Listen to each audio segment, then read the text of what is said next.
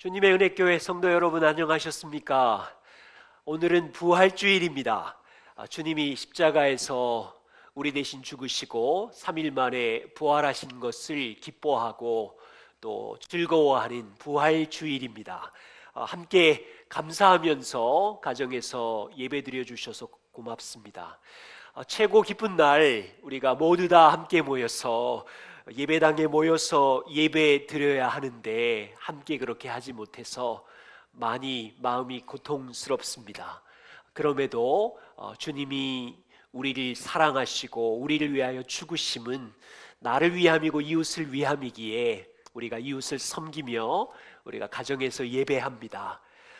자녀들 온라인 개강했지요. 모두 다 공부하는 일에 또 적응하는 일에 열심을 내어주셔서 감사드리고, 또 한국 사회 코로나 상황이 많이 진정이 되었습니다.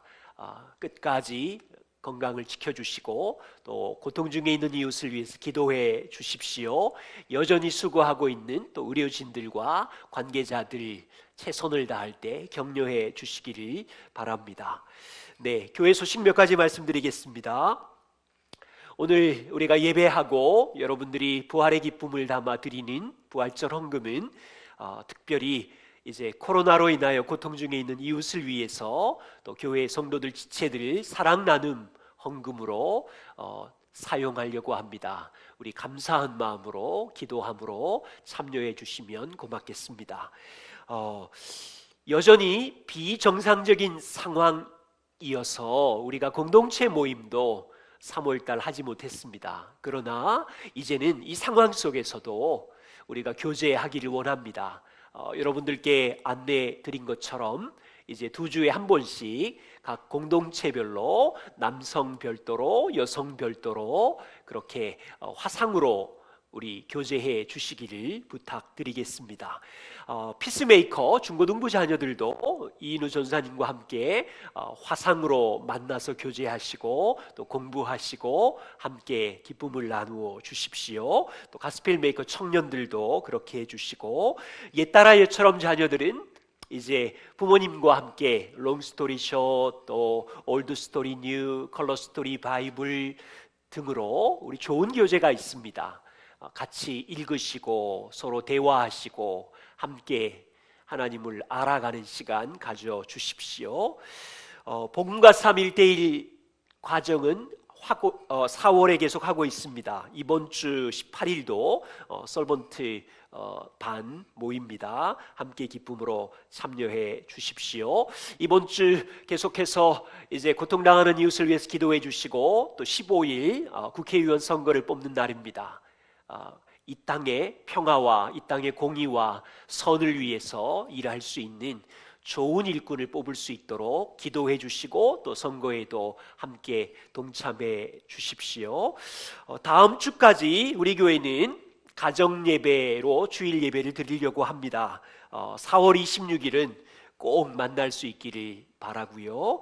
마지막으로 한 가지 광고 더 있습니다. 사회적 거리두기를 하고 있지만 우리는 하나님께로 더 가까이 가야 하고요. 우리는 가장 가까운 이웃과 더 가까워져야 됩니다. 그래서 이제 4월 13일부터 3달 동안 7월 12일까지 부부 데이트 또 자녀 데이트를 하려고 합니다. 한 달에 2번, 2주에 한 번씩 여러분들께 질문지 보내드린 자료에 있습니다. 또는 교회 홈페이지 링크된 곳으로 들어가시면 어떻게 부부 데이트를 할 것인지, 또 자녀 데이트는 어떻게 할 것인지 많은 성도님들이 이미 경험하시고 또 잘 실천하고 있으신데요. 이번 이 어려운 시즌에 우리가 부부 데이트, 자녀 데이트를 하려고 합니다.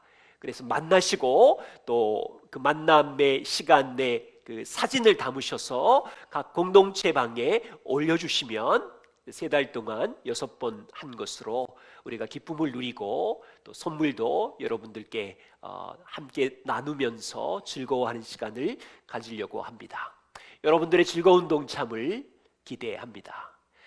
오늘 부활주일인데 하나님의 말씀을 같이 보겠습니다. 마태복음 25장 마태복음 25장 31절부터 46절 말씀입니다. 마태복음 25장 31절부터 46절, 홀수를 부모님들이 읽으시고요, 이제 짝수를 자녀들이 읽으시고, 혼자 계신 분은 모두 다 읽으시고요, 저는 혼자 있길래 전체를 읽겠습니다. 홀수 부모 먼저 함께 같이 봉독하겠습니다. 인자가 자기 영광으로 모든 천사와 함께 올 때에 자기 영광의 보좌에 앉으리니, 짝수 자녀들입니다. 모든 민족을 그 앞에 모으고 각각 구분하기를 목자가 양과 염소를 구분하는 것 같이 하여 양은 그 오른편에 염소는 왼편에 두리라. 그때 임금이 그 오른편에 있는 자들에게 이르시되, 내 아버지께 복받을 자들이여, 나와 창세로부터 너희를 위하여 예비된 나라를 상속받으라. 내가 줄일 때에 너희가 먹을 것을 주었고, 목마를 때에 마시게 하였고, 나그네 되었을 때에 영접하였고, 헐벗었을 때에 옷을 입혔고, 병들었을 때에 돌보았고, 옥에 갇혔을 때에 와서 보았느니라. 이에 의인들이 대답하여 이르되, 주여, 우리가 어느 때에 주께서 줄이신 것을 보고 음식을 대접하였으며 목마르신 것을 보고 마시게 하였나이까? 어느 때에 나그네 되신 것을 보고 영접하였으며 헐벗으신 것을 보고 옷 입혔나이까?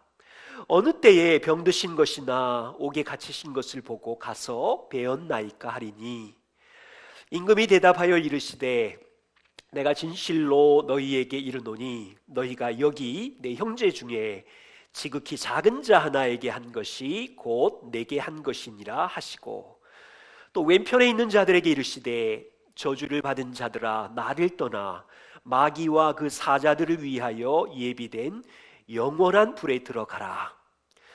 내가 줄일 때에 너희가 먹을 것을 주지 아니하였고, 목마를 때에 마시게 하지 아니하였고, 나그네 되었을 때에 영접하지 아니하였고, 헐벗었을 때에 옷 입히지 아니하였고, 병들었을 때와 옥에 갇혔을 때에 돌보지 아니하였느니라 하시니, 그들도 대답하여 이르되, 주여, 우리가 어느 때에 주께서 줄이신 것이나 목마르신 것이나 나그네 되신 것이나 헐 벗으신 것이나 병드신 것이나 옥에 갇히신 것을 보고 공양하지 아니하도이까? 이에 임금이 대답하여 이르시되, 내가 진실로 너희에게 이르노니 이 지극히 작은 자 하나에게 하지 아니한 것이 곧 내게 하지 아니한 것이니라 하시니라. 그들은 영벌에, 의인들은 영생에 들어가리라 하시니라. 아멘. 네, 우리 함께 같이 이 말씀을 들을 때 성령께서 우리 마음에 역사하시기를 같이 기도하겠습니다. 부활하신 주님, 은혜와 사랑을 감사드립니다. 오늘도 가정에서 흩어져서 주님 앞에 주일 예배로 나아갑니다. 두세 사람이 내 이름으로 모인 곳에 함께하리라고 하시는 주님께서 흩어져서 예배할 때에 가정마다 한 사람 한 사람마다 성령님께서 도와주시고 동행하시고 이 진리의 말씀을 깨닫게 하여 주시옵소서. 주님이 부활하시고 다시 오시고 이후에 일어날 놀라운 이 말씀을 우리가 경청할 때에 하나님이 말씀에 기초하여 이 땅을 어떻게 살아야 할 것인지 우리를 가르쳐 주시옵소서. 이 진리 위에 우리의 인생을, 우리의 가정을, 우리의 삶을 세워갈 수 있도록 도와주십시오. 예수 그리스도의 이름으로 기도드립니다. 아멘. 기독교의 가르침 중에서 가장 믿기 어려운 것은 인간의 몸이 다시 살아난다는 부활입니다. 성경에 보면 예수님이 물리로 걸으시거나 문둥병자를 고치시거나 물고기 2마리 보리떡 5개로 2만 명을 먹이시는 이런 기적도 믿기가 어렵지만, 예수님이 죽으시고 무덤에 갇히셨는데 무덤을 깨트리고 다시 살아난다는 진리를 믿는 것은 정말로 어렵습니다. 지난 역사 속에서 150년 동안 수많은 지식인들과 자유주의 신학자들이 예수님의 부활을 과학적으로 증명하려고 애를 썼습니다. 그래서 내어놓은 이론이, 어떤 학자들은요, 제자들이 예수님의 시체를 도둑질하고는 예수님 살아나셨다 헛소문을 퍼뜨렸다고 말합니다. 어떤 학자들은 예수님은 죽지 않았고 그냥 기절했었다, 이런 기절설을 말하기도 합니다. 그만큼 부활이 이성적으로 이해되지 않기에 수없이 이런 이론들이 동원되는 거지요. 예수님의 부활을 좋아하지 않는 유대인 학자 요셉 크라우스너라는 사람이 있었습니다. 이 학자가 이렇게 말했어요. 만일 제자들이 예수님의 시신을 훔쳐갔다랄지, 예수님이 죽지 않고 기절했다라고 하는 이런 예수님의 부활을 부정한다면 이거야말로 진짜 우스운 이야기가 된다. 왜냐면요, 아니, 그 나약한 제자들이 퍼뜨린 조작된 헛소문, 조작된 이야기가 어떻게 당시 이스라엘을 바꾸고 역사 속에서 로마를 변화시키고, 그것뿐인가요? 1900년, 2000년 동안 세상의 수많은 사람들에게 부활의 주님을 전함으로 영향력을 끼치고 한두 명이 아니라 수천 수억의 사람들을 속일 수 있는가? 이 부활의 예수님이 진짜 꾸며낸 이야기라면 어떻게 한 시간도 하루도 버티지 못하고 사라져야 되는데, 정신 나간 사람들이 퍼뜨린 부활의 거짓된 소문이 뿌리가 되어서 온 세상에 이런 영향력을 끼치는 기독교가 탄생할 수 있는가? 이렇게 말했어요. 부활은 사람의 이성과 능력으로 믿기 어렵지요. 오늘 이 아침에 여러분들에게 질문합니다. 여러분들은 예수님이 무덤 문을 깨트리고 다시 살아나셨다는 것을 믿습니까? 이 부활의 예수님을 믿는다는 이 뜻은요, 우리도 죽음이 끝이 아니라 예수님처럼 다시 살아 부활의 몸을 입을 것이고 예수님처럼 영원히 산다는 것을 믿는 겁니다. 여러분, 예수님의 부활이 거짓이면요, 예수님은 구원자도 아니고 기독교는 사기일 뿐입니다. 성도의 부활이 가짜라면 우리는 지금 가장 불쌍한 모임을 하고 있는 바보 같은 사람들이죠. 오늘 함께 읽은 이 말씀, 마태복음 25장은 예수님이 십자가에 죽으시기 전에 제자들에게 가르쳐 주신 양과 염소의 비유입니다. 예수님은 이 말씀을 하시고 곧 십자가에 달리시고 죽으시고 3일 만에 부활하십니다. 오늘 말씀은요, 예수님이 부활하셨다라는 것보다 어쩌면 더 믿기 어려운 충격적인 진리를 가르치십니다. 예수님은 자신이 죽지만 다시 살아날 것이었고, 후일에 영광의 보좌에 앉았을 때 만민의 심판자가 된다고 오늘 말씀하십니다. 그리고요, 예수님은 만민의 심판자로 앉으실 때 모든 민족의 사람들이 자기에게 오면 심판자이신 예수님께서 영원한 몸을 입은 한쪽 부류의 사람을 영원한 지옥으로 보내고, 영원한 몸을 입은 한쪽 부류의 사람을 영원한 천국으로 들어가게 하는 심판자라고 하십니다. 우리는 오늘 이 말씀을 통해서 부활의 신앙으로 어떻게 살아야 하는지 또한 살펴보려고 합니다. 먼저 청년이신 예수님은 31절에 충격적인 말씀을 하십니다. 인자가 자기 영광으로 모든 천사와 함께 올 때에 자기 영광의 보좌에 앉으리니 모든 민족을 그 앞에 모으고 각각 구분하기를 목자가 양과 염소를 구분하는 것 같이 한다고 합니다. 무슨 말인지 아시겠어요? 예수님은 이미 제자들에게 내가 예루살렘에 올라가면 조롱과 핍박을 받을 것이고 십자가에 죽을 것이고 3일 만에 다시 살아날 것이라는 것을 제자들에게 3번이나 가르쳤습니다. 그리고 지금 이 순간인 예수님은 부활하시고 승천하셔서 다시 오신다고 가르치고 있고, 예수님은 다시 오시기 전에 영광의 보좌에 앉아서 왕으로 통치하신다고 가르치고 있어요. 그리고 다시 오시면 모든 민족을 모아놓고 그 민족을 심판하시겠다고 합니다.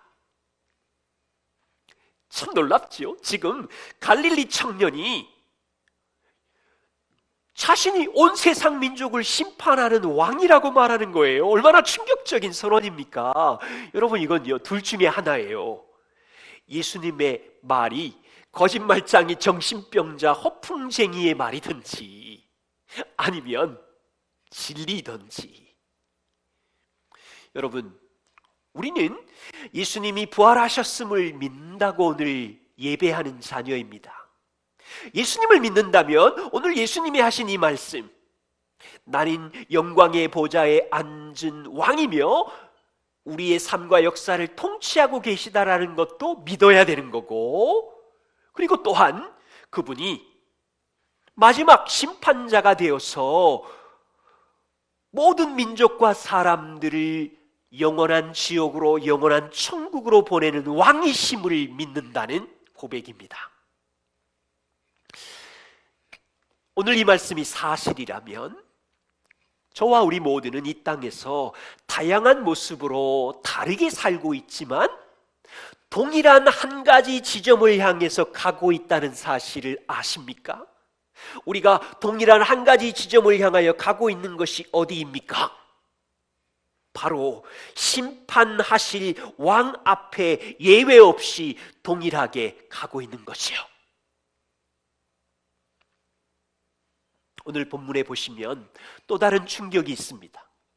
모든 사람이 심판자 앞에 동일하게 서 있는데 그곳에서 한 부류는 영원한 지옥으로, 다른 한 부류는 영원한 천국으로 분리된다는 충격적인 사실입니다.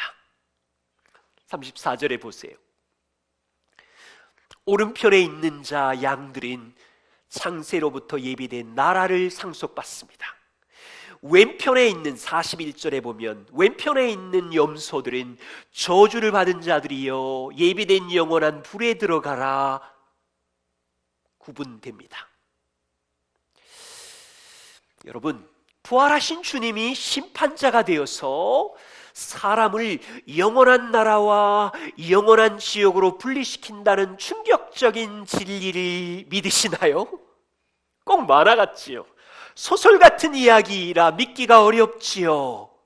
그런데 예수님은 이 말씀을 죽기 직전에 유언처럼 하십니다.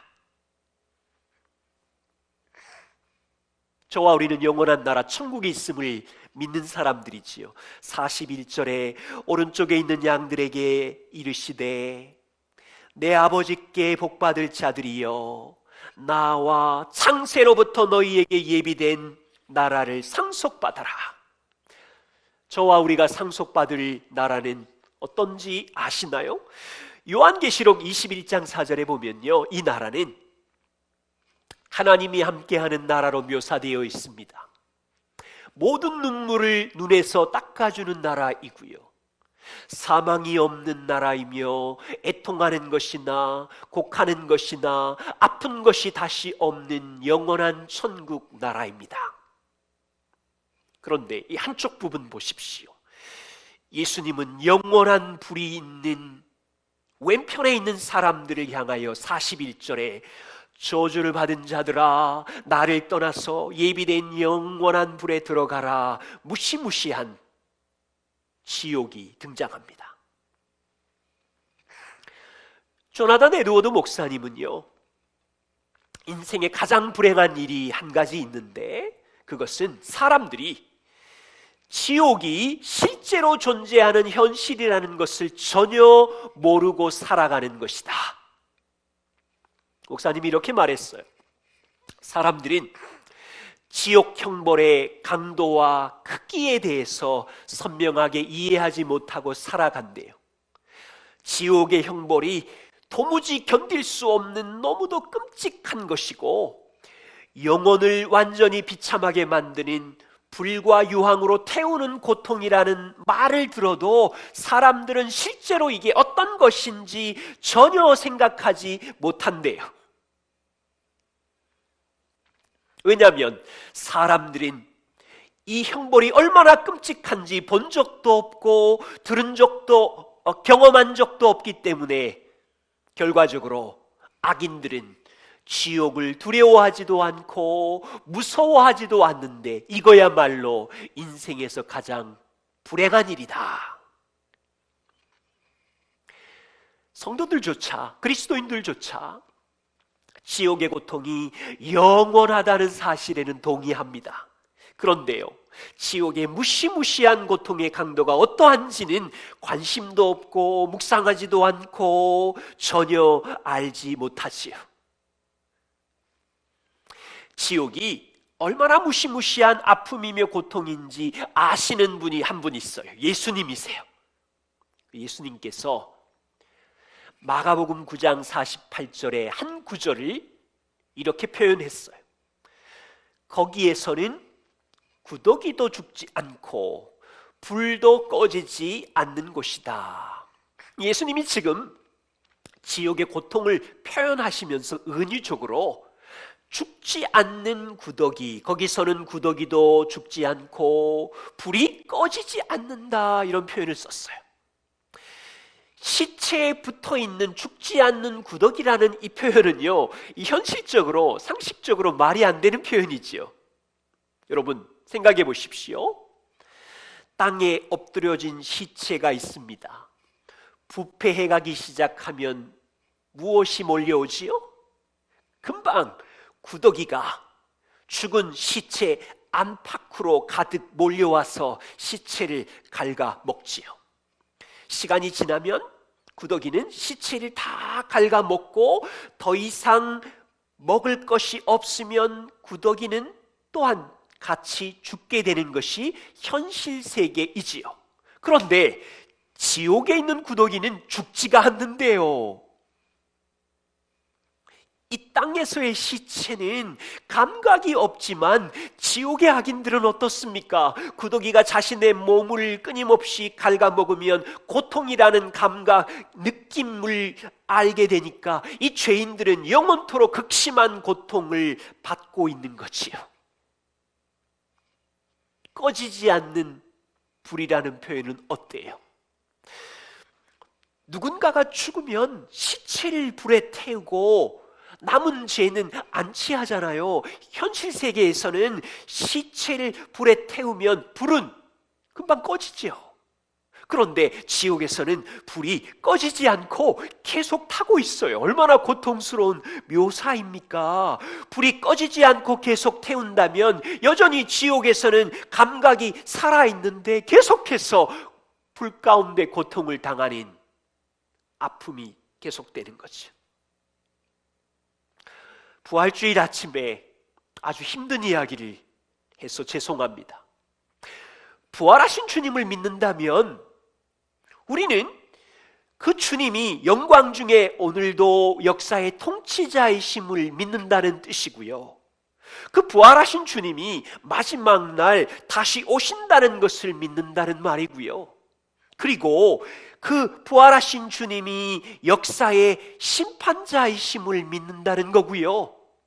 우리가 부활신앙을 갖는다는 것은 그 심판자이신 예수님께서 영원한 지옥으로, 영원한 천국으로 우리를 분리시키는 주라는 것을 믿는다는 것이요. 부모 여러분, 이 땅에 살아가는 동안 우리는 자녀들에게 예절과 행동과 공부에 대해서 얼마나 많은 말을 하면서 가르치나요? 그렇다면 질문은 이것입니다. 부모님께서 자녀들에게, 이웃에게 이토록 끔찍한 지옥의 위험성에 대해서 함께 말하나요? 이토록 영광스러운 천국의 소망에 대해서 정규적으로 묵상하고 외치나요? 만일 자녀가 잔인한 컴퓨터 폭력적인 게임을 하루 종일 하고 있으면 그냥 내버려 두나요? 야, 폭력적인 컴퓨터 게임 괜찮아, 마음껏 해라, 내버려 두지 않지요. 이 위험성을 자주 가르치지요. 엠방 같은 난폭한 음란물에 대해서 우리는 얼마나 분개하며 안 돼! 위험해! 외치잖아요. 요즘 같은 코로나 전염병 우리는 얼마나 조심하면서 마스크 써야 돼, 마스크 써야 돼, 절대 많은 사람들 사이에 가면 안 돼라고 강조하면서 가르치잖아요. 우리가 이 땅에서는 전염병이나 폭력적이고 음란물에 대해서는 극심한 경각심을 가져야 하면서 말하고 있다면 실제로 반드시 될 일, 영원한 지옥과 천국에 대해서는 얼마나 강조해야 할까요? 예수님은 십자가에 죽으시기 전에 이 중요한 진리를 제자들에게 가르치고 있습니다. 제자들아, 너희는 죽음이 끝이 아니며 영원히 산다는 것을 알아야 한다. 내가 죽지만 다시 살아날 것이고 다시 올 때에 심판자 왕으로 올 것이다. 그때 모든 민족이 내 앞에 설 것이며 그때 모든 사람은 영원한 지옥으로, 영원한 천국으로 분리될 것을 가르치고 있는 거지요.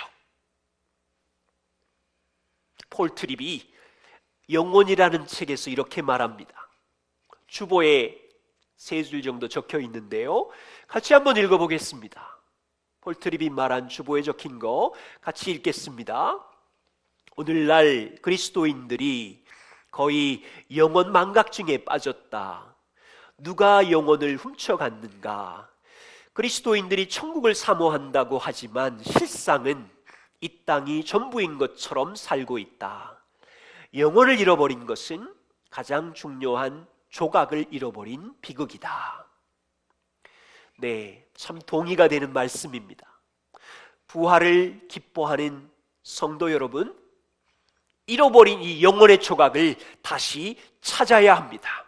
이 중요한 천국의 소망을 다시 회복해야 합니다.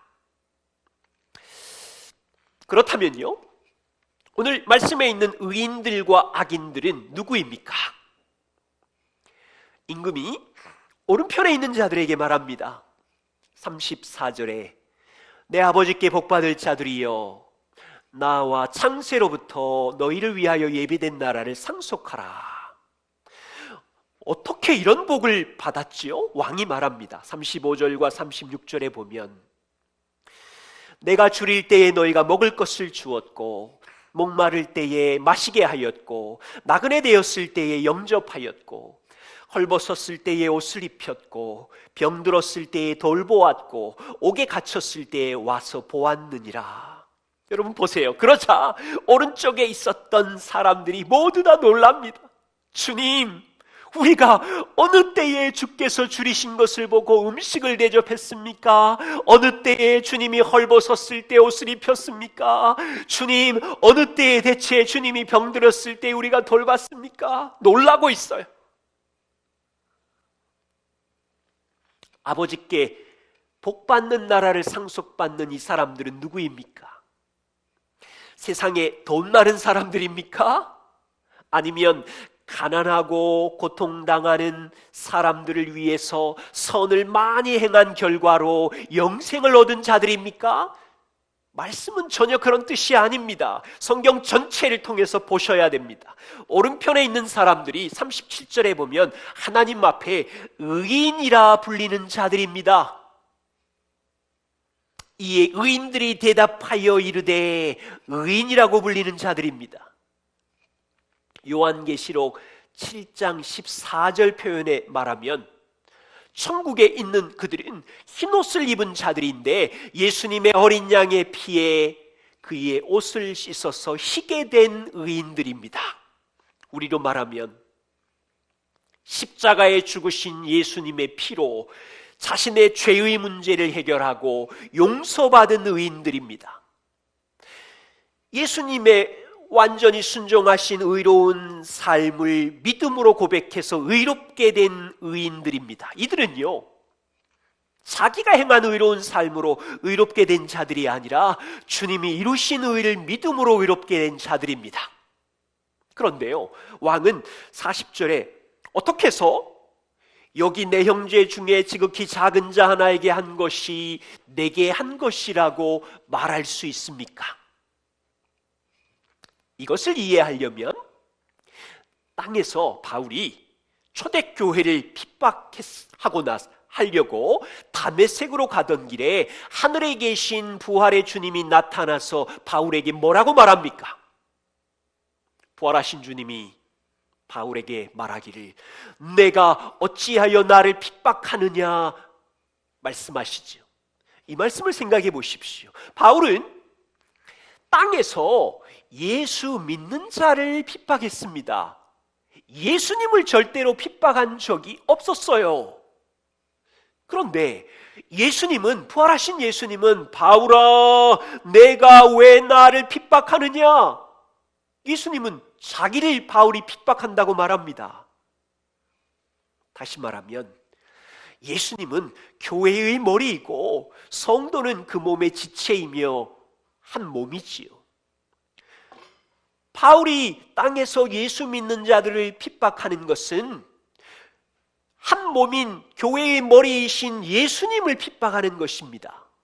바울이 예루살렘의 지극히 작은 자 성도를 못살게 굴고 모함하고 핍박하는 것은 예수님을 핍박하는 것이지요.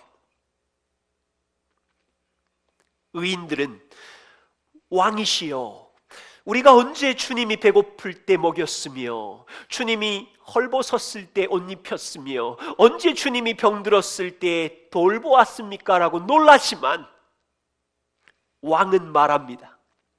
너희가 땅에 있는 지극히 작은 자, 교회 안에 신음하는 자들, 교회 안에 고통당하는 자들을 찾아보았고 돌보았고 격려하는 것은 곧 내게 한 것이다. 왕은 말합니다. 내가 십자가의 피로 사랑해서 자녀로 삼은 지극히 작은 자, 가난한 자를 너희가 돌보았고 절망 중에 있는 이웃을 너희가 섬긴 것은 나를 섬긴 것이다 라고 말합니다. 다시 말하면 본문에 등장하는 이 의인들은요, 예수님의 십자가와 부활을 믿음으로 구원을 받은 사람들이고 용서받은 사람들이고 의롭게 된 사람들이고 예수님께 받은 사랑과 긍휼을 땅에서 교회 안의 지체들에게 이웃들에게 흘려보낸 사람들인 거죠. 그렇다면요, 저주를 받아 영원한 불에 던져진 왼쪽 편 사람들은 누구입니까? 그들은 선행을 안 했다거나 구제를 안 했다는 뜻이 아닙니다. 그들은 하나님의 선하심을 오해한 자들이에요. 한 달란트 받은 사람들처럼. 그들은 그리스도께서 그들의 죄를 대신하여 그리스도가 대신 저주를 받았다는 그리스도의 사랑을 거절한 자들, 복음을 부인한 자들입니다. 그래서 그들은 자기 죄에 대한 책임을 스스로 지고 영원한 저주를 받는 자리에 들어가는 거예요. 46절에 그들은 영원한 형벌에 들어가고 의인들은 영생에 들어갑니다. 의인들은 먹을 것을 주고 선한 일을 했다는 공로 때문에 영원한 천국에 들어가는 게 아니지요. 의인들은 땅에서 십자가에 죽으시고 부활하신 예수를 믿음으로 죄와 의의 문제를 해결한 자들이기에 이제 땅에서 어떻게 삽니까? 그들은 땅에서 부활하신 주님과 날마다 교제를 통해서 그분의 사랑을 배우고 그분의 용서를 배우고 그들이 경험한 사랑과 용서를 땅에서 만나는 작은 자들에게, 지극히 연약한 자들에게 그들이 경험한 사랑을 흘려 보내고 있는 거죠. 주님이 사랑하는 작은 자를 사랑하셨기에 마지막 날 주님은 너희가 내게 사랑을 베풀었다고 말하는 거지요. 왼편에 있는 악인들은 왜 영벌에 들어갑니까? 이 사람들은 고통당하는 사람들에게 먹을 것을 주지 않았기 때문에 들어가나요? 그런 말이 아니지요.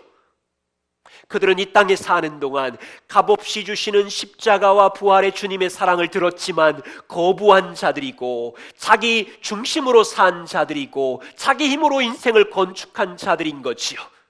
그들은 분명히 이 땅에 사는 동안 돈으로 구제도 하고 선한 일을 했겠지만 주인 되신 주님을 인정하지 않았으니 자기의 선을 자기의 의로 자랑했던 자들이지요. 그러기에 그들은 자기 죄의 책임을 지고 저주를 받는 자리에 들어가는 거예요. 주님의 은혜교회 가족 여러분, 오늘 부활주일입니다. 우리는 부활의 신앙으로 어떻게 살아야 할까요? 예수님의 다시 사심을 믿는다는 것은 우리와 연결이 됩니다. 우리도 미래에 예수님처럼 영원한 부활의 몸을 입고 영원히 산다는 것을 믿는 거예요. 사실은 믿는 자나 믿지 않는 자나 영원한 몸을 갖게 될 텐데 우리는 분리돼요. 영원한 천국이냐 영원한 지옥이 있느냐를 믿는 자들이죠. 이것을 믿을 때 세상 사람들은 우리를 향하여 손가락질하죠.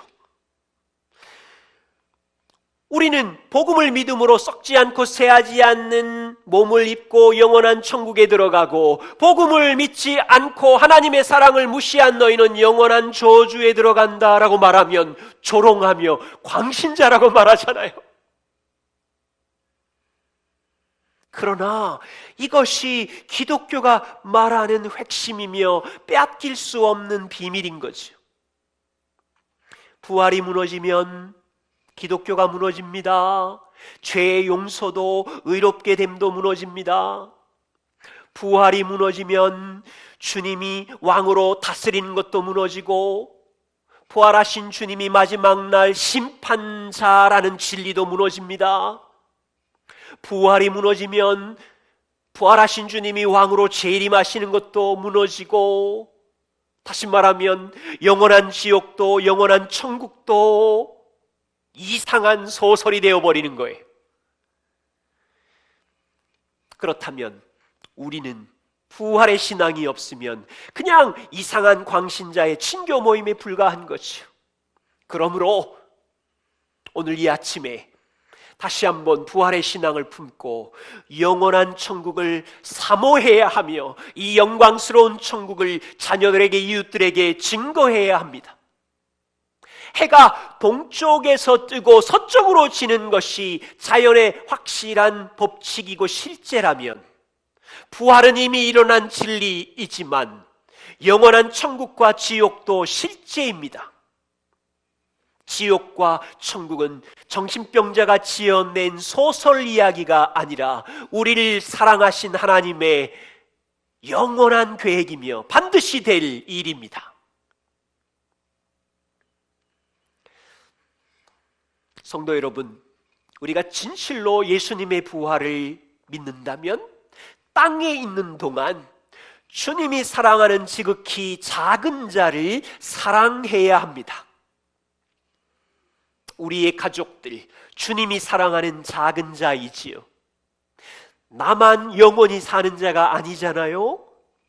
우리의 가족들도 영원히 하나님 앞에서 함께 살아가야 합니다. 배우자도 자녀도 우리의 부모, 형제, 자매들을 천국에서 영원히 살지 지옥에서 영원히 살게 될지, 여러분 이거 기억한다면 우리는 정말 이 땅에 있는 동안 모든 일에 신중하게 살아야 돼요. 연약한 배우자, 지극히 작은 자 배우자가 약함으로 쓰러지고 절망할 때 함께 손잡아주고 붙잡아주고 위로해 준다면, 주님의 사랑으로 그를 안아준다면 후일 주님이 내게 한 것이라고 말씀하시는 거죠. 자녀들이 이기심과 강팍한 고집으로 절망과 낙심 속에 있을 때 지극히 작은 자 그 자녀를 찾아가서 덮어주고 용서해주고 격려해주면 주님이 그것은 내게 한 것이라고 말씀하시는 거죠. 우리 주변에 고통당하는 이웃들, 형제들, 고집을 부리고 강팍한 마음으로 헐벗고 낙심 속에 있을 때 힘들지요. 당연히 힘들어요. 그러나 그들 가까이 가서 함께 친구가 되어주고 사랑하며 인내하며 함께 인생길을 걸어갈 때 후일 주님이 내게 한 것이라고 말씀하시는 거죠. 교회 안에 고통당하는 지극히 작은 자를 찾아 돌보아 주십시오. 교회 안에도 자신의 고통스러운 죄로 오래 신음하는 지체들이 있습니다. 재정으로 고통 속에서 아파하는 지체들이 있습니다. 관계의 아픔으로 끔찍한 시간을 보내는 가족들이 있습니다. 우리가 그들 옆에 가서 친구가 되어주고 함께 위로자가 되어주고 함께 그들의 삶에 동참할 때 주님은 우리에게 너희는 내게 한 것이라고 말씀해 주시겠죠. 부활의 신앙을 가진 성도 여러분, 우리는 모두 마지막 날 여기 본문에 등장하는 의인들과 악인들처럼 깜짝 놀랄 겁니다. 우리가 그 나라에 있음에 깜짝 놀랄 겁니다. 왕이 선언해 주실 거예요. 내 아버지께 복받을 자들이여, 내게 나와 창세로부터 너희를 위하여 예비된 나라를 상속하라. 이 놀라운 영광의 칭찬과 약속을 듣기까지 이 땅에서 서로 사랑하며 서로 섬기며 주님을 알아가는 주의 성도들이 되어 주십시오. 기도하겠습니다. 부활의 주님, 저와 우리 모든 주의 성도들을 위하여 이 땅에 오시고 십자가에 죽으시고 부활하심으로 우리의 소망이 되어 주신 것을 감사합니다. 부활하신 주님이 오늘도 역사의 통치자로 우리를 다스리시고 우리의 인생길을 인도해 주심을 감사합니다. 부활의 주님이 왕으로 다시 오실 것을 우리는 소망합니다. 왕이 오시면 우리를 주의 영광의 나라에 들어가도록 인도해 주실 것을 소망합니다. 주님, 이 변하지 않는 진리를 붙들고 인생길 걸어갈 때 자녀들에게 가르치게 해주시고 복음의 영광을 이웃에게 증거하게 해주시고 이 진리 위에 서서 하나님의 영광의 나라에 들어갈 수 있도록 우리 모두를 도와주십시오. 예수 그리스도의 이름으로 기도드립니다. 아멘.